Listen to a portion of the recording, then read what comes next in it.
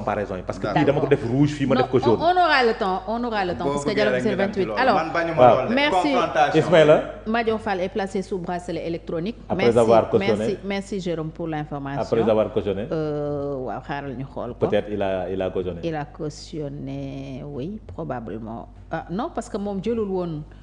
xaalis non on l'a voilà poursuivre ko woon pour détournement de deniers. jëlul woon moom dafa delloo woon xaalis bi quoi. waaw nee woon na daf ko rendre diplomatiquement. ok. c'est ce qu'il avait dit donc Adama. ñu ñëw ci président mi nga xam ne dafay Ismaïla Madior Fall donc sous bracelet électronique poursuivi pour tentative de corruption alors. ñu ñëw tentative de corruption. waaw ñu ñëw ci conseil supérieur de la magistrature président de la République finalement dafay des.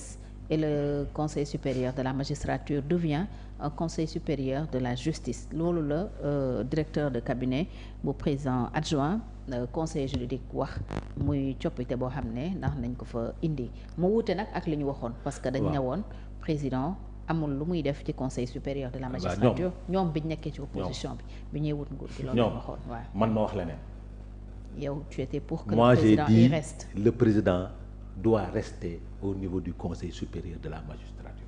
Okay. Je l'ai toujours défendu ñoom ñu wax le contraire. tey man ma proposer leen haute autorité de la justice. pour permettre puisque ñoom kut ko kut dañu war a jógee foofu ma ne leen puisque dañu war a jógee foofu ñoom dañ ko bëgg man andil dañu jël haute autorité de la justice parce que le président dafa war a nekk au cœur de la justice maintenant nañ ko ubbi. boole ci les parlementaires boole ci les membres de la société civile ubbi ko ils m'ont rejoint Fatou parce que man loolu laa gëm. non ñun loolu mooy suñu gëm-gëm. non dama ne. yàgg na du yaa ñu ko proposé. dama ne. voilà le débat s'est posé ici au Sénégal moi j'ai dit. mais ñun loolu yàgg nañ ko wax. waaw non attends man mosuma ko dégg ci yéen boobu. waaw déggoo ko ci ñun man maa la ko wax. waaw dama ne dégguma ko ci yéen. puisque waaw yaa ko wax man maa la ko wax d'accord waaw déglul waaw d'accord. yaa ma ko wax waaw d'accord mais man li ma mës a gëm contrairement aux gens de Pastef contrairement à Ousmane Sonko parce que gis naa ministre bi tamit di ko layal naan déclaration orale la. gis naa ko am muy wax ci kii bi. professeur Alpha Ndiaye naan oral la nangam di ko layal c'est pas grave ak nu mu mën demee rek man li ma bëggoon defal nañ ma ko. mooy président des fa présider ko mais ñu ubbi ko man loolu laa gëmoon loolu laa bëggoon c'était pour éviter ñoom li ñu doon ragal xaw ma lan des juges. république des juges ñoom loolu lañ doon ragal. may leen soo demee ba koy ragal da ngeen di ubbi mbir mi boole ci les membres de la société civile comme ça se passe au Canada population bi gis seen bopp président bokk ca magistrat yi nga xam ni dinañ am ku leen di contrôler d'ailleurs noonu la ko argumenté moom le professeur Sidi Alpha Ndiaye.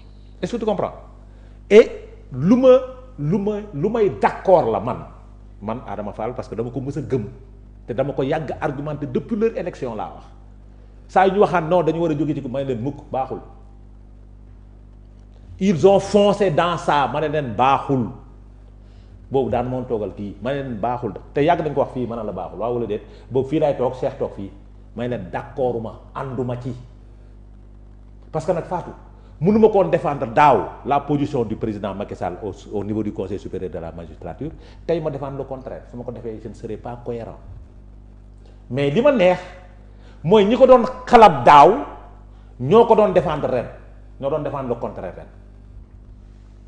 donc foofu la affaire bi toll gis nga un pays doit évoluer par rapport à beaucoup de situations dafa am fu réew mu toll du caagi ni damay jël engagement fii laa ko wax gis nga les promesses électorales n'engagent que ceux qui y croient.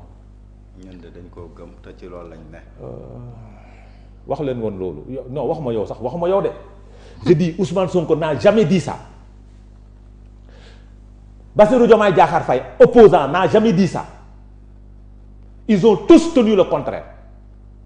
Que le président et son premier ministre n'ont rien à faire. Que le président et son premier ministre et son ministre de la justice n'ont rien à faire au niveau du conseil supérieur de la magistrature.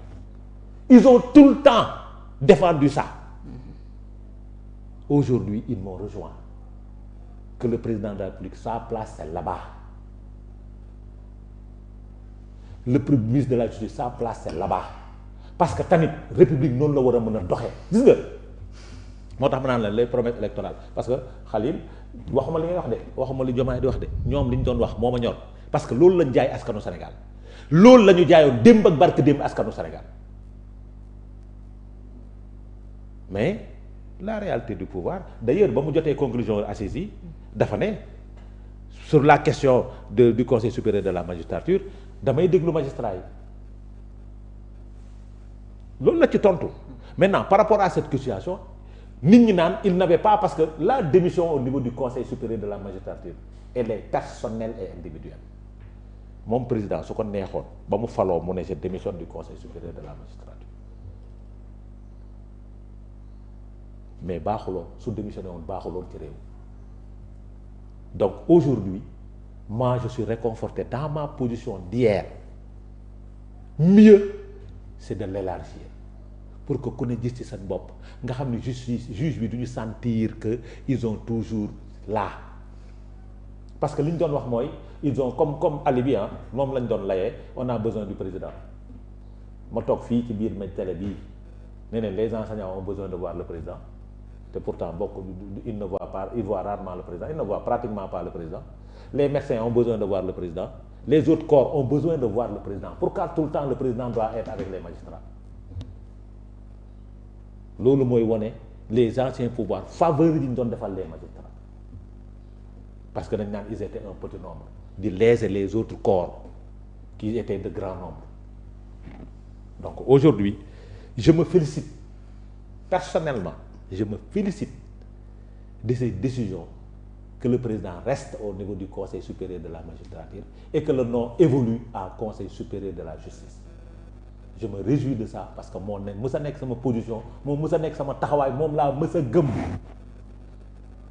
tey nag yàlla may na ma ndam mayeti na ma ndam comme ni mu ko yàgg di maye maintenant nag alhamdulilah puisque ñoo ko gis alhamdulilahi rabil alamin ñu ngi noonu. alors Khalil lan moo évolué ba li Ousmane Sonko ak président Bassirou Diomaye Faye waxoon ci conseil supérieur de la magistrature ñu génn ci mooy président ak premier ministre am dañ faa war a jugee ministre de la justice am autant pour moi dañ fa war a jugee dégg nañu professeur Sidi Alpha Ndiaye mu ne dañ koy def conseil supérieur de la justice mais président daf fay des.